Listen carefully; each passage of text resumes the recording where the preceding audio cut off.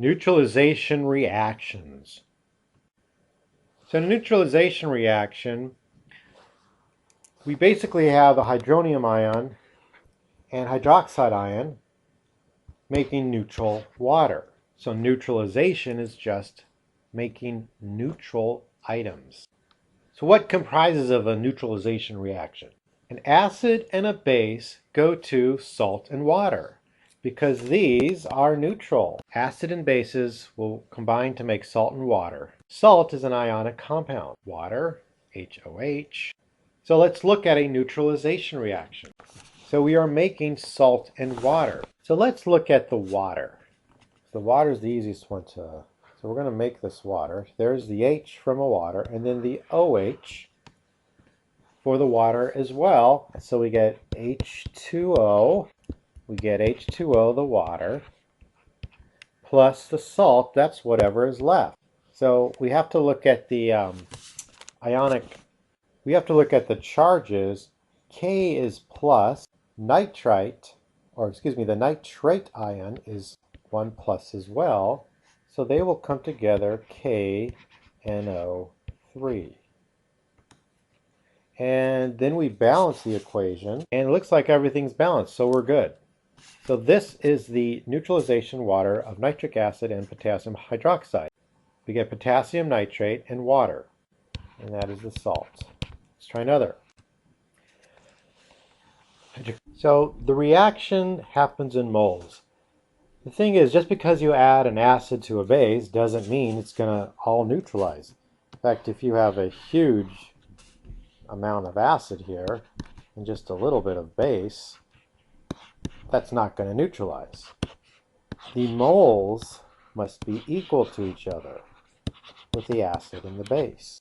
Otherwise, it won't neutralize. Some of it will neutralize in this case, but the moles have to be equivalent in order to neutralize, because for every H that is produced, you need an OH to go with it to make water. But if there's tons of H's here and only a little bit of the hydroxide, only some of those will neutralize. But then we're going to have a lot of H's, H pluses, these protons in solution, and it will still be acidic. It won't be as acidic, but it will still be acidic.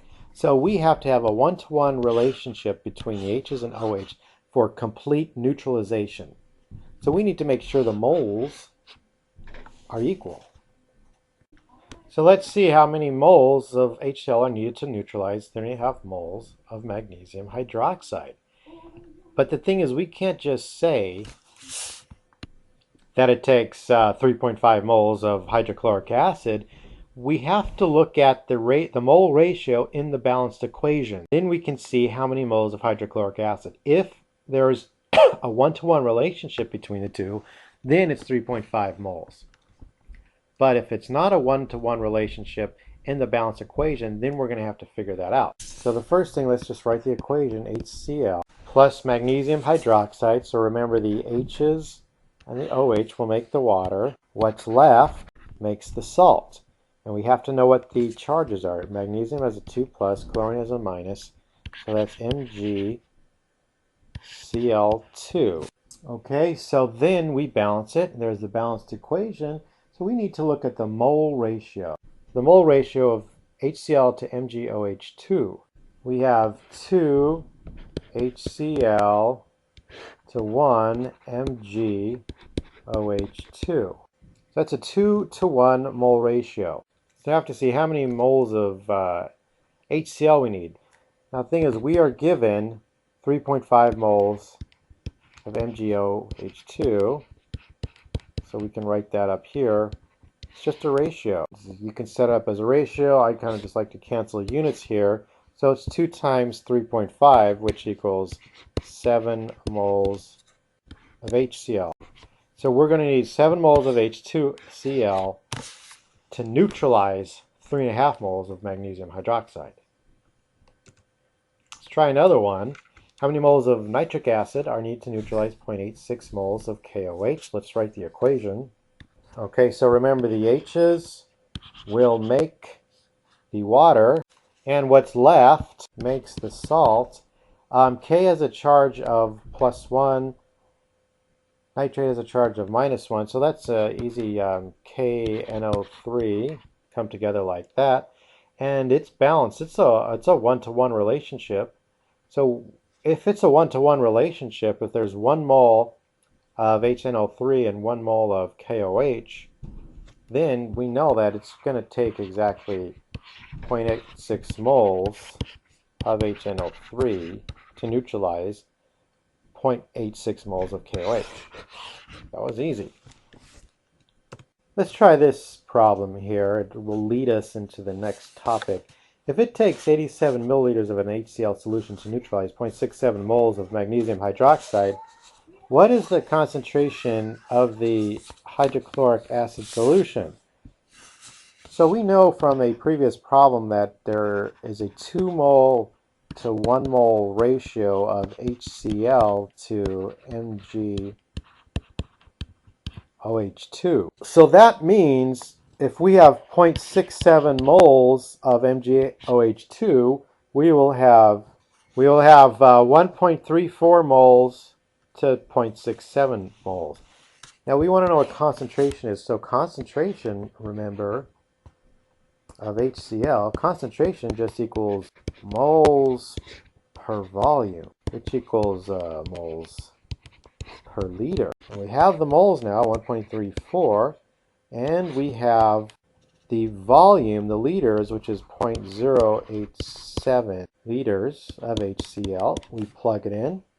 So that is 15.5 molarity. It's a very concentrated solution. Okay, let's try this one. 58 mils of sulfuric acid to neutralize 0.34 moles of NaOH. What is the concentration of H2SO4? Now we already know that there are, for every 2 moles of sodium hydroxide, we figured this out previously, there's a ratio of 1 mole of H2SO4. So we get 0.34. That's going to be 0.17 here. So we have the moles, and again, concentration is moles over liter, and so that's going to be 0.17 over liter, 0.058, which is going to be equal to 2.93 moles per liter. This topic is that titration. Titration is a way that we can neutralize an acid or a base. So when you add the same number of moles of acid and base, the solution is neutral. We know that. By measuring the amount of base added, you can determine the concentration of the acid if you know the concentration of the base. So we use, this is titration, and also vice versa.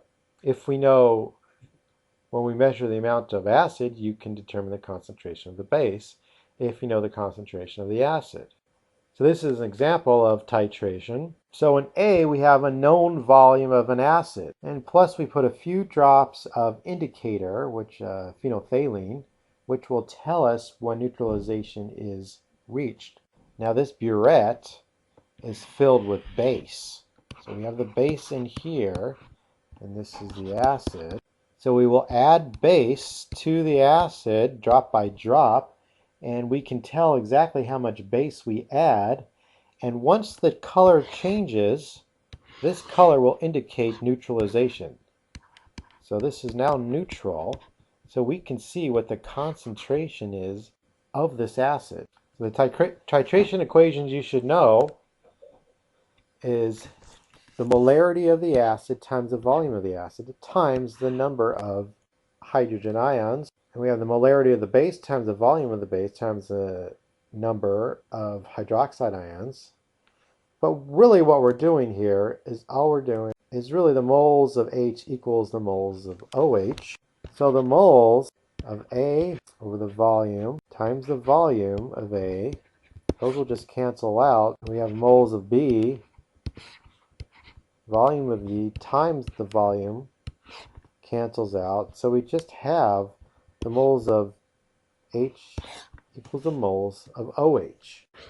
So it's again just a one-to-one relationship, but we're using the volumes to help us find out those moles. Okay, let's try this problem, this titration problem.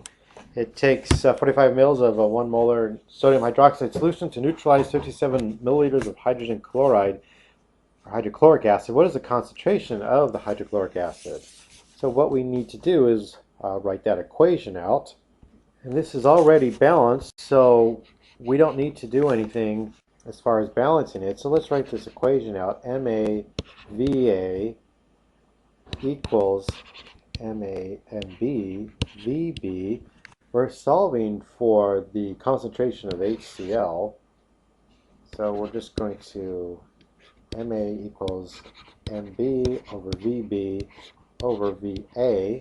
Now we don't have to do anything else here because the mole relationship between HCl and NaOH is just 1-to-1.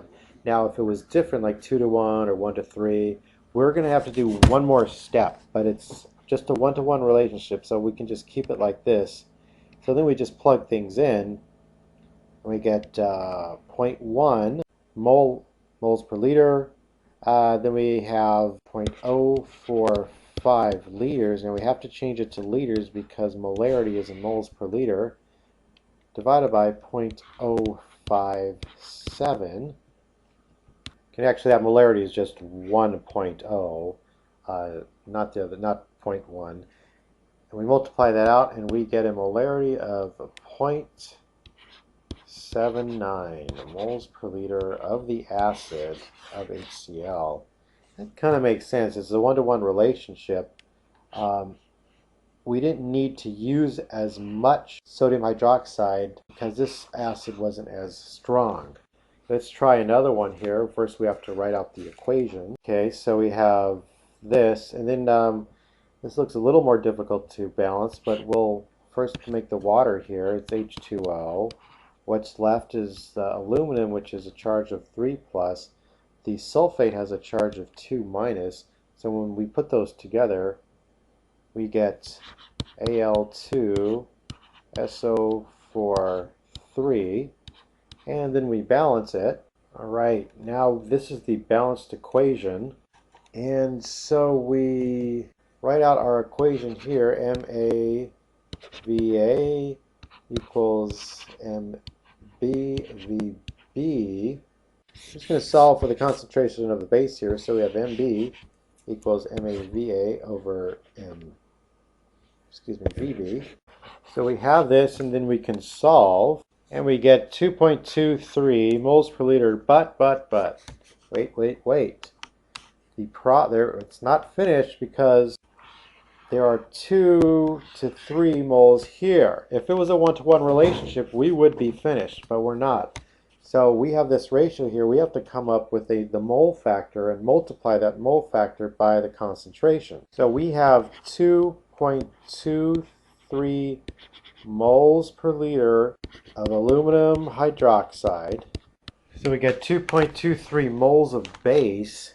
Now we multiply it by this mole factor, and what we want on top is the base.